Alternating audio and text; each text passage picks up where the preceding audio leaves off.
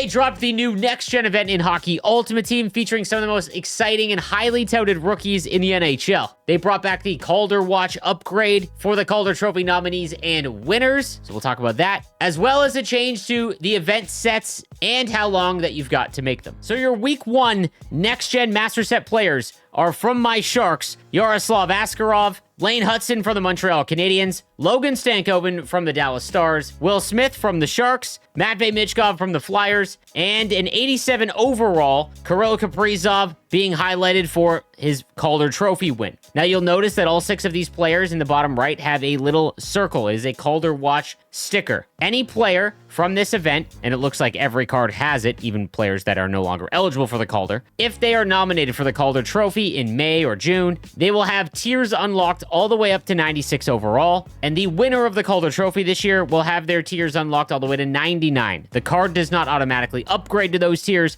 Think of it as a power-up icon or a card you're going to have to use tokens to upgrade once those nominees and the winner is announced. So there is a chance that Matvei Michkov, let's say, gets nominated. This card can go to 96 in May, and if he wins, he can get 99. But Macklin's going to win. All right, let's start first with all the QC players out there. The 86 Lane Hudson Master Set player item, 5'9", 158, with offensive defenseman and gold elite edges. He's got 89 speed, 89 excel, and 93 agility. He is going to be a fantastic skater, obviously. He's got a really good shot, and his hand stats are all great. Body checking is completely abysmal. He is a complete liability in his own zone, which is somewhat accurate. He does have 89 defensive awareness, though. But for Canadiens fans, this is probably going to be a must-make just in terms of the player and the fact that Lane Hudson's got a pretty usable card. Next up, we've got Matvei Michkov from the Philadelphia Flyers, 5'10", 179. The left-handed winger has playmaking forward. And again, under 90 skating, so 88 speed, 87 excel, and 95 agility. When you look at all the builds, I wish some of the skating was a little bit higher to make up for the fact because a lot of these guys are quite small. But nonetheless, he's got a really good shot for this stage of the game. Great hand stats, 97 offensive awareness, meaning that he is going to pick up every loose puck that gets knocked off his stick, or anytime that his stick gets lifted, he is going to be able to almost beat anyone to getting the puck back. He's got no body checking, and obviously he is a pure winger. Does have gold puck on a string, which is a useful ability in certain methods. If you are someone that plays a lot of World of Chell, you are probably going to be very good with puck on a string. Now, I have said all year that because it's 2 ability points and every other gold ability point is 2, it loses value. However, we did get an AP increase. We'll talk about that in a second. Will Smith from the San Jose Sharks with playmaking forward and gold ankle breaker, 88 speed, 88 acceleration, and 95 agility with 87 balance and 82 endurance. Again, a really good shot, 86 accuracy, 93 power, and hand stats all above 90. Is listed as a center, but much like how his early career has gone, is not very good at it. 79 faceoffs, he's more than likely going to be a pure right-handed winger for you. And ankle breaker is not going to be as effective as puck on a string, I can promise you that. But all in all, when you take his shot and his hand stats and his skating into account, this is a pretty decent right-handed winger card. A surprise to myself, even, 86 Yaroslav Askarov, the #1 goalie prospect in hockey at 6'3", 178. He's got accelerator boost and gold no-timer. Obviously, he is 6'3", which is usable. Not great, but usable. And he has 86 speed. I am going to make him because I'm a Sharks fan. Normally, goaltenders are a hard pass, especially with the ones that we got in the prior event. But Askarov could actually play half decent for you. He's got really good attributes. His glove low, which is a very common shot. He also catches right, which can mess people up every once in a while. But nonetheless, it is a half-decent goaltender card for you. And then we've got the 86 Logan Stankoven, 5'8", 171 with sniper forward and unstoppable force. 89 speed, 88 excel, and 93 agility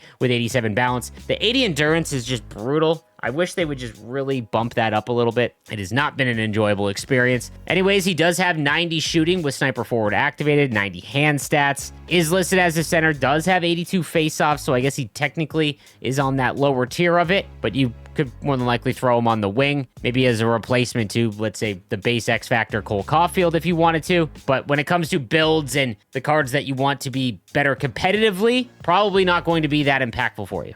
And then lastly, we've got the 87 Kirill Kaprizov with Sniper Forward and Deking Boost with Gold Make It Snappy, 5'10", 202. He's got 90 speed, 89 excel, and 92 agility with 86 balance, as well as 82 endurance. A great shot. Accuracy above 93. Hand stats all above 90. Is a very good left-handed winger card. However, he is going to cost quite a bit to acquire. Now on to the sets, and the first thing that you'll notice if the font was white on a colored background, there's 27 days to make these next-gen cards. It was confirmed that this event will have these sets available for the next month. However, the event will only last 2 weeks, so a nice improvement over the event so far is that you'll actually be able to make all of these master set items and other players that get released throughout the entire event, even after the event is over. So I did get that confirmed by EA that the event is only 2 weeks long, so we will get another round of MSPs next Friday. I hope and pray that Macklin Celebrini is in there.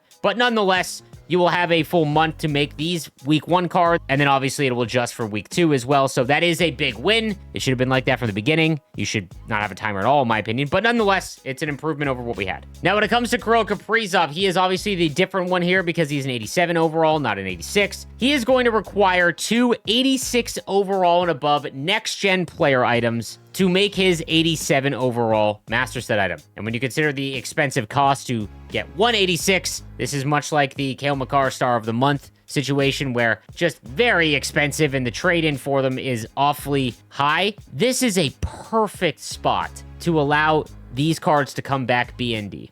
I really don't know why they aren't taking advantage of it, or even just one, but this is literally how the account-bound card should work. We can only pray. Now, that being said, they did change the entire method that you make Master Set player items again. There is no collectibles. It is all going to be with player items. So, to make a 86 overall next-gen Master Set player, there is not an upgrade path, which again, I think is a big L, but nonetheless, you need 3 83 and above next-gen items, as well as 2 83 and above base items. It could be next-gen or base, it doesn't matter. Just 2 more cards that are above 83 overall. Now, to acquire an 83 overall next-gen base player item, you will need to trade in 3 81 and above next-gen player items. That will net you 1, and it will be untradeable. To make an 81 overall next-gen player item, you need to trade in 79 and above player items. So 79 overall and above is going to be the currency for this event. Just some quick math on this. You would need 27 79 and above player items to make the 83s required from the next-gen event to then trade in for the Master Set player item. 79s are going for about 15,000 coins right now, which is about 405,000 coins in value. So keep that in mind if you're buying items off the auction house. There is a way that you can get these relatively easy without spending any coins, and you can earn it by playing moments and objectives. What else is new? Now, the last set to take a look at here is the 85 Tim Stutzle, and it does look like you're going collection base to make this card. You will need Jake Sanderson, Linus Ullmark, Claude Giroux, Josh Norris, and Brady Tkachuk's base item, as well as a random 82 and above item as well. These are going to be price locked more than likely, so getting Tim Stutzle is going to cost you a ton. Now, that 85 Tim Stutzle is a very good card. 6 foot 197 with playmaking forward and gold make it snappy. He's got 88 speed, 87 excel, over 90 agility, decent shooting, great hand stats, and 81 faceoffs. So if you are a Sens fan and you're looking for a decent Tim Stutzle card, it is just going to be pretty difficult to make him, but take a look and see if you've got a few of those players untradeable maybe. You might be able to knock down the price. Now taking a look at the other event items, starting first with the 85 Gavin McKenna, the consensus #1 overall pick in the 2026 NHL draft. He has playmaking forward and gold unstoppable force. He's got pretty low skating, but he has got 96 agility. Whenever you see the junior cards or European player items, there's always some attributes that are just jacked up through the roof. His shot power is at 93, but this is probably going to feel like a very weird card because his skating is quite slow, but that agility going left and right is pretty crazy. Next, we've got Dustin Wolf at 85 overall, playmaking boost as well as showstopper. Again, this would be for theme teams only, in my opinion. 6 foot, just going to be so hard to play this game competitively with a 6-foot goaltender. Matty Beniers from the Kraken at 6'2", 178. He's got two-way forward and close quarters. Again, these are all fine cards. I'll go through them rather quickly, but nothing special about Matty Beniers' 84 overall item. Owen Power is interesting, though. At 6'6", 221 with two-way defenseman. He's got 86 speed, 85 excel, 87 agility, and 85 endurance. He's also got silver elite edges, and 88 defensive awareness, and 89 stick checking. Be a great player to pair with anyone like Jamie Drysdale if you use his 85 overall, or even if you want to just go with two absolute ogres in Parayko and Power if you have his fantasy item. Leo Carlson from the Anaheim Ducks at 6'3", 194, playmaking forward and unstoppable force. Again, rather low skating at 85 speed, 85 excel, so nothing to get really super excited about. Mediocre shot, hand stats are half decent, but he does have good size. Lenny Haminaho. Don't know if I'm saying that right. 6 foot, 174. He's got two-way forward and snipe. Skating is quite low with that random high agility, and same with his shot power for the right-handed forward. Porter Martone in the mix to be the number 1 overall pick in this year's entry draft at 6'3", 196. He's got power forward and make it snappy. Again, rather low skating. So, again, that agility is going to have to make up for a lot of it. I kind of wish he had unstoppable force since players are going to be able to catch up to his cards so easily. But that shot power at 94 is really interesting. Logan Cooley's up next. He's got playmaking forward, 87 speed, 89 excel, 93 agility, and decent shooting. Good hand stats, however. Mason McTavish. Very low skating, so again, theme team item with 83 speed and 82 excel. Uri Slavkovsky at 6'3", 230. He's got power forward, 85 speed, 85 excel. I know a lot of Canadiens fans are going to make out like bandits this week in the next gen event. Only got 83 body checking, but he does have gigantic size at 6'3", 230. Emil Heineman at 6 foot, 202 from the Canadiens as well. His endurance is 78, and he's only got 85 speed, 83 excel. So again, just kind of crushed in that aspect. 90 shot power, however. Jack Thompson, which I can't believe they included. 6'1", 189 with two-way defenseman. Again, theme team only. I will use him, but outside of myself, I don't really know many that would. Ivan. Top tier name. 6 foot, 190 with two-way forward. Half decent with 86 speed, 85 excel, but 92 agility. Face-off rating at 81, so it's not like he's completely unusable. And 92 shot power with 84 accuracy. Pavel Minchikov at 82 overall as two-way defenseman, which helps out with his very low defensive awareness. But again, pretty abysmal attributes everywhere else. Jack Quinn from the Sabres at 6'1",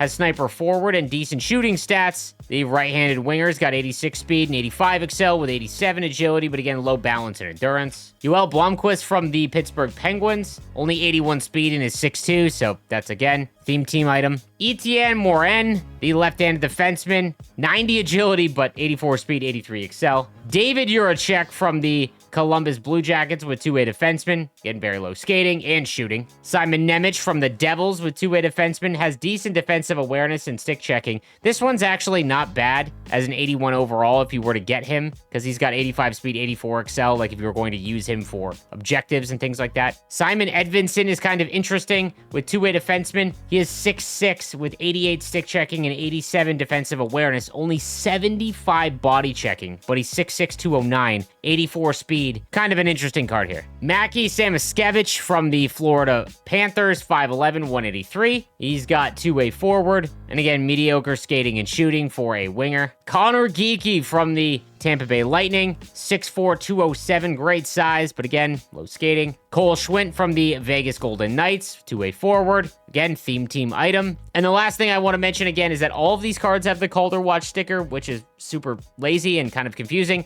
A lot of these players are not eligible for the Calder Trophy, so make sure you do your due diligence. For example, Kirill Kaprizov is not going to have the chance to win the Calder Trophy, so he is not going to unlock the tiers later on in the year. If we're just doing a very quick recap, Stankoven and Michkov from this release are all but slam dunks to be in the nominee list. It would take an injury for one of them to fall out, more than likely. So they will at least jump up to 96 overall and have their tiers unlocked. You will have to pay for the upgrades. Understand that. Now on to the objectives. And you will be able to earn an 83 overall next-gen item from completing these 6 objectives, as well as a 81 overall item for completing 35 games with a next-gen item. And then again, throughout this, you will earn other random 76 and above player items. This is no different than it is every other week. You're going to have to do your chores, but you will need to get a next-gen player item first. They do not give you one for free in the objectives, so there's no complete a set and get one for free. So a couple ways to acquire some next-gen items. Hut Moments has 5 moments that you can complete. These are quite difficult, just judging from the reaction from the community as you get further down. But you'll see that the Stankoven moment will give you a 79 overall player. The Will Smith moment will give you an 81 overall next-gen item. And Michkov's on All-Star will give you an 83 overall next-gen player item. This shouldn't be anywhere near as difficult as Panarin, but I'm just forewarning that I don't know if it's as easy as some of the other moments that you've had that you've just kind of breezed through. So you can get them from here, and then you can throw them in your lineup to work towards those other objectives. But because it requires 383s as the trade-in, you can get 2 for free, in quotes, from moments and the objectives. Now, the last spot to get some items to make the Master Set player items, the new Wildcard path. It features the coins and packs that you would normally come to expect, as well as an XP token at 11,000, and then you get an 81 overall item at 13, and then an 84 overall item and above at 15,000. So if you complete the Wildcard path, you will be able to make the Master Set player items a little bit cheaper. And remember, you don't have to rush out and finish making these Master Set items this week. They are going to remain in the game to be made for at least 27 days from the release of this video.